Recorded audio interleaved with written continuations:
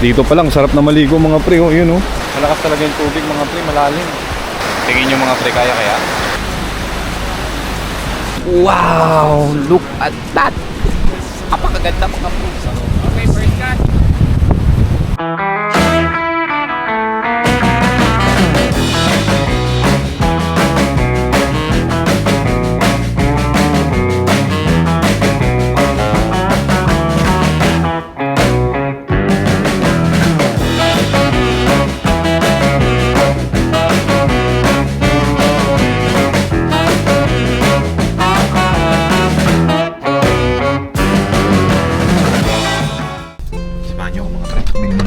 Mga pre, nakalimutan natin bumili ng uling para sa ating inihaw.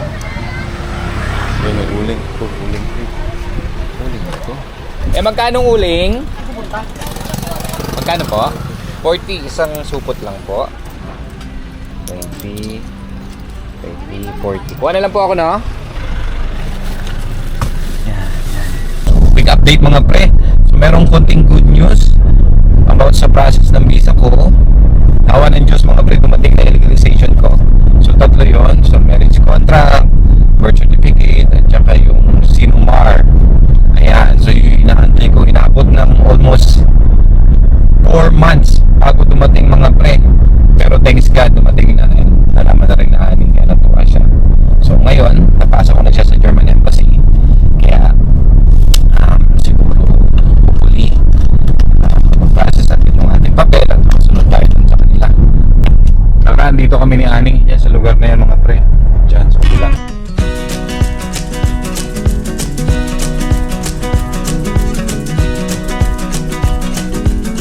Ever since you came into my life, it felt so good, it felt so right. You bring the sun on cloudy days, all the birds sing your praise. Do do do do do do do. It's your face, your laugh. Ito dating walang laman mga pre, tignan nyo ha. Pakita ko sa inyo mga pre. Tignan nyo yung mga bahay, napakaswerte. Nandyan lang oh. Ayan lang yung bahay mga pre. Tapos yung ilog nila nandito lang. Swerte yung mga nakatira dito mga pre. Libre na yung tubig nila. Libre pa yung paliguan. Ayan oh. Ganyan kalakas yan pag umuulan mga pre. Pero pag tag-init naman, talagang natutuyo pa rin siya. Sarap maligo. Hindi ko alam kung maliligo ako, kaya mag-isa lang ako eh. Gusto ko sana kasama si Ella, Timmy at saka si Ani, kaya lang wala sila, ako lang mag-isa. Medyo malungkot maligo. Oh, may daanan pala dito. Ang galing oh, ayun oh. Sira. So hindi muna tayo mag-stay dito mga pre. Hanap pa tayo ng spot, baka mayroon pa mas maganda. Ayan, may plug mga pre. May pinasok tayo ditong maliit na ano mga pre, na road. Ayun. Kaya lang ilog pala to. Ayun oh, ilog yung dulo, yung kanina pinuntahan natin. Kaya lang napakataas ng tubig. Paano tayo makakatawid dito? Ayan oh. Ayan yung daan mga pre. So inabot na ng tubig. Pero check muna natin kung kaya natin dumaan. Ayan mga pre.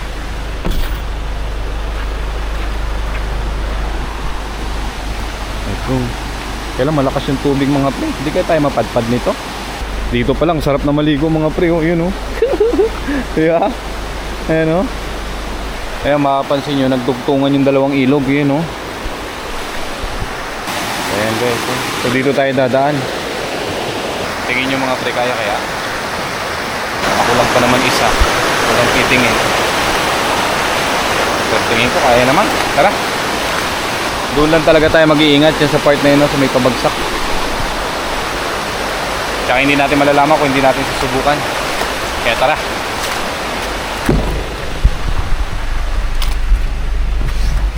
Alright Lord, gabayan niyo po ako.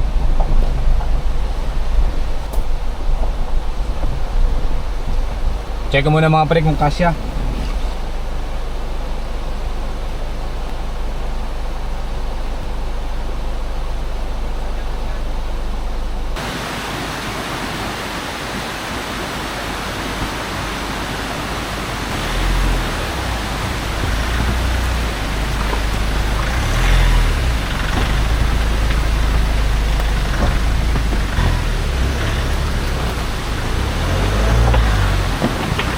Salamat Lord, nakaalis tayo doon.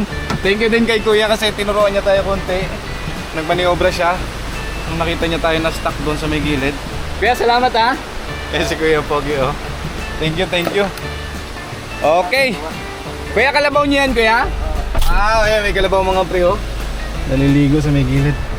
Kuya, salamat Kuya. Thank you. Mabait ni Kuya, lumabas siya para alalayan tayo konti. Nung nandun na sa may part na medyo mahirap mga pre. Ayan, ako ni Kuya. Lahat nakita, yun. Salamat Lord. Ayan. O, diba? Ito yung tinatawag na paraiso mga pre. Malayo sa ingay ng mga motor, mga tao. Marinig mo lang dito yung pagaspas ng ng ilog eh. Tsaka yung mga ibon. Tapos yung hampas ng hangin sa mga puno. Oh, yun. Sana wala na tayong tatawid yung ilog. Ang hirap. Nakaka-nervous mga pre. Kasi siya pababa, alam mo yun, kantil. Kaya medyo nakakatakot. Pero salamat pa rin, naka-survive tayo. Yung problemahin na lang natin yung pabalik. Pero huwag muna natin isipin yan. Ang mahalaga nakaalis tayo doon. Kaya, ayan guys, ang lalaki ng puno. O yun mga pre, nakikita ko na parang dagat mga pre ang dulo. Ayan o. Oh! Kita nyo na, may nakatagong paraiso dyan o. Yun o. Ang mga pre. Di ba? Wow. Parang solo pa natin mga pre. Tayo lang yung naglakas loob na pumunta ngayong mabagyo. Di ba? Ganda mga pre. Oh. Check natin yung lugar. Ito pala yung pangalan niya mga pre. Ayan o. Langbus Kamukat Galinato Beach. Ibig sabihin ng Langbus Kamukat. Hello Doggy, anong pangalan mo? Kuya, magandang umaga. Pwede po mag-overnight dito? Malakas ang hangin dito kaya? Yun lang lalo may bagyo. Check ko lang yung area kuya ha. Ayan mga pre, may mga cottage sila dito mga pre. Gusto ko sana mag-overnight kaya napakalakas ng hangin. Baka malaglagan tayo ng nyug. Ito yun Wow! Look at that! Apakaganda mga po. Look at that, ani ko. Ella, Pimi. Di ba? So dalawa yung plano natin ngayon mga pre. Mag-fishing at saka mag-overnight. Pero yung overnight medyo tagilid tayo alanganin. Kasi hindi natin alam kung anong mangyayari mamayang gabi o ganap mamayang gabi. Kasi tingnan nyo naman mga pre napakadilim ng langit na yan. So mahirap naman kung dito tayo tamaan ng bagyo mga pre. Yeah. Mabuti pa mag-fishing na lang muna tayo. Tapos kaya ng konti kasi may baon naman tayo mga pre. Magluluto sana ako mga pre, kaya lang overnight sana yun next time na lang siguro. Kainin na muna natin yung baon natin. So doon tayo magpipishing mga pre. Kasi dito sabi ni Kuya, pwede naman tumawid dyan dati kung hindi pa malakas yung tubig. Ngayon ang lakas yung tubig, hindi tayo makapunta doon Pero may daanan doon sa may dulo, pero hindi ko sure doon sa unahan. Mayroon pakapad pa rin tayo doon, pakalayo. Malalim o doon na lang tayo sa may safe. Doon tayo magtatapon mga pre. Tara, let's go! Ready ko lang yung fishing rod natin mga pre. Malay mo masabitan tayo ng isang malaking tribali, talakitok, di ba? Ano yung panahon lang yan weather lang yan di ba? Actually wala pa itong nahuli na malaki mga pre. Meron ako isang sikat dito na vlogger na in-invite. Baka naman pwede akong maki-join on and off the cam. Pero hindi nag-reply, nag-busy. Kasi sikat na rin. Ayaw ko rin na may stop. Hindi naman tayo sikat, kaya siguro hindi tayo pinapansin. Pag nakahuli ako ng pating mga pre, baka mag-message na yun. Diba? Tara, let's bagets! Let's go! Tara, subukan natin habang medyo maganda-ganda pa yung panahon. Ang laki ng pusa mga pre. Barako, humingi ng pagkain. Gutom mamaya bibigyan kita. May tasa pa dito, may nagkapi. Baba tayo dito guys. Ayan, siguro ito yung bahay ni Kuya. Sarap matulog dyan mga pre. Halos ganito malakas yung hangin. Malamig. Yes guys Sabi nila mga pre, marami daw isda pag ano, yung bukana, kumbaga yung nagsasalubong yung ano, yung tubig, dagat at saka ilog. Meron daw yung mga talakito, dami naglalaro. Ayan o. Oh, lamig! Sarap!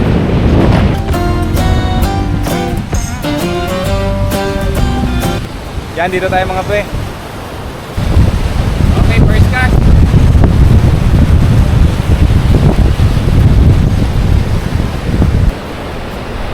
Lakas ng hangin mga pre. Doon yung bato ko doon pupunta. Yun, layo. Kaya lang doon talaga ang punta niya mga pre. Pero ang huli, dahon.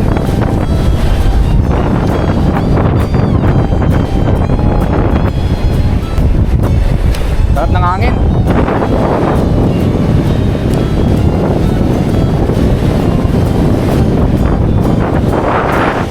Di ba tayo mga pre?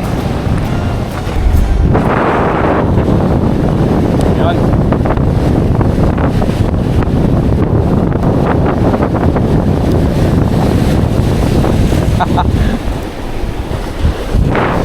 Oh. Malakas lang talaga yung hangin.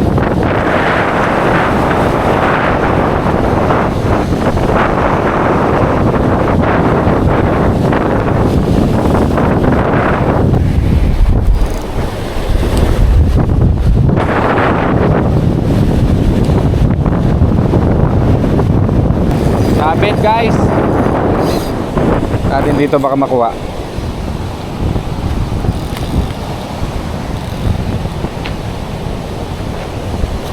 Yun, doon kami dati nag-camp mga pre. Yan, kami nila Ani. Yan, sa unahan na yun. Di ba? Yun oh. Kaya lang sumabit. Kunin mo natin to. Ayun oh, daming dahonan. May puno ba doon? Wala naman ako nakikita. Puro dahon mga pre. Oh, dahon na naman. Oh, laki ng alon. Oh, layo. Dahon na naman.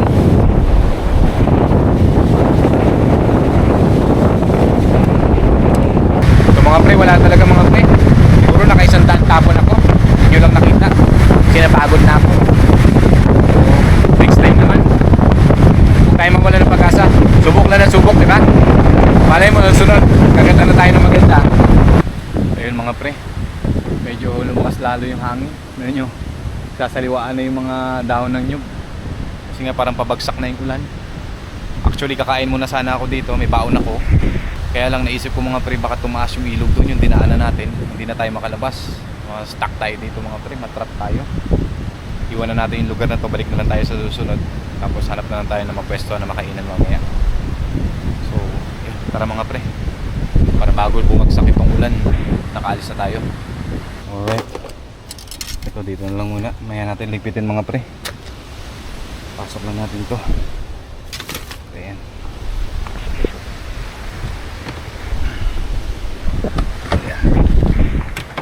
Alright. Let's go. So yun mga pre, nakapagpaalam na rin tayo kay kuya. Sabi ko sa kanya, babalik tayo sa susunod mga pre. Hindi na ganito yung panahon. Nga pala mga pre, gusto niyo pumunta dito. Kayo, nakita niyo na rin yung pangalan, Ganito Beach. Ganito siya makita sa sa Google Map. Kaya madali lang siya mahanap. Napakalapit lang ito mga pre. Sa city, sa totoo lang. Tapos yung entrance fee niya mga pre, ano nyo kung magkano? 20 pesos. Tapos yung cottage is 300. Tapos kung gusto nyo mag-overnight, pwede kayo mag-tent, 150 pesos lang. Diba? Sakto pa dyan. Kuya, salamat! Thank you! Balik lang po!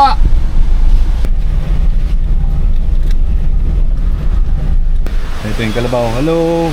I-pray mo makadaan ako ulit ha. Pareho lang yung tubig mga pre. Alright Lord. Bayan po ako Lord.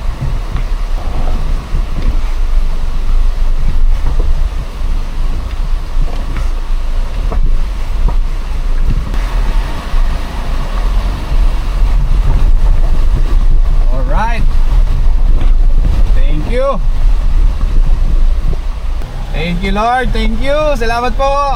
Yun oh, ganda ng ilog mga pre. Oh, sarap maligo. So guys, nandito na tayo sa lugar na pwede natin kainan. Kaya lang kanina umulan. Paglabas natin doon, so dito tayo sa may ilalim ng puno. Kain po tayo. Ito yung baon natin mga pre. Saka syempre yung paborito natin mga pre, pagkain Pinoy, sardinas, pre. Nasabaw natin yan dyan.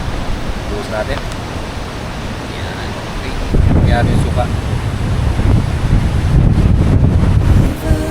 Lord, thank you po sa biyaya na ibigay nyo, sa magandang lugar na napuntahan natin. You can take a chance and try once more. Don't let your worries weigh you down, down, down. You can still take flight. Although you're earthbound.